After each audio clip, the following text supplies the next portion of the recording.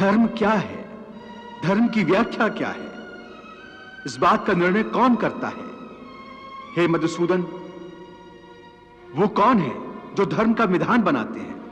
हे अर्जुन, हर प्राणी अपने धर्म का विधान स्वयं बनाता है।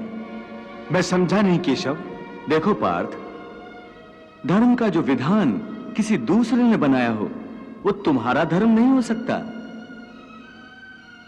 तुम्हारा धर्म वही है जिसे तुमने स्वयं बनाया हो, जिसे तुम्हारी आत्मा ने स्वीकार किया हो।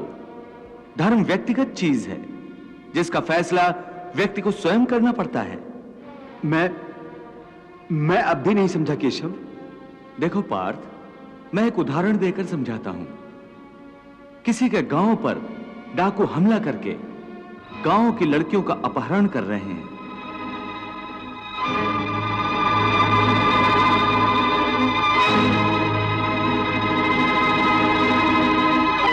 उसी समय किसी का पिता मृत्युशैया पर पड़ा जीवन की अंतिम सांस ले रहा है और पुत्र से बार बार पानी का एक एक घूंट मांग रहा है।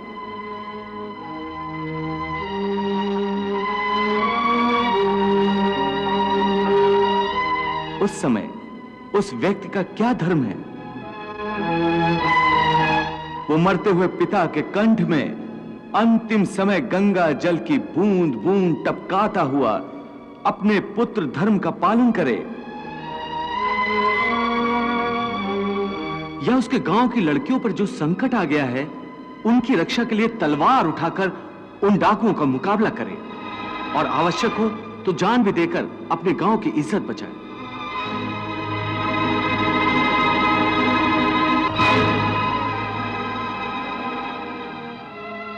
इसका निर्णय कोई दूसरा कैसे कर सकता है? इसको धर्म का दोराहा या धर्म संकट भी कहते हैं। ऐसी परिस्थिति में वो व्यक्ति क्या करे? उसका फैसला कोई बाहर वाला नहीं कर सकता। यह निर्णय उसी को लेना होता है कि उस समय उसका प्रथम धर्म क्या है। उस समय उसकी आत्मा जो आवाज दे वही उसका धर्म है। इसलिए हे अर्जुन, हर प्राणी का धर्म व्यक्तिगत होता है। धर्म के लिए भावना की नहीं बल्कि अपने कर्तव्य के ज्ञान की आवश्यकता है। इस बात की आवश्यकता होती है कि मनुष्य समझ ले कि उस परिस्थिति में उसका कर्तव्य क्या है। भावना तो कई बार कर्तव्य के रास्ते में आ जाती है, मनुष्य को कमजोर कर देती है। जैसे इस समय तुम्हारी भावनाओं के कारण तुम्हारे मन में जो मोह उत्पन्न हो गया है वो तुम्हें कर्तव्य के रास्ते से भटका रहा है। इसलिए शास्त्र कहता है कि कर्तव्य भावना से ऊंचा है।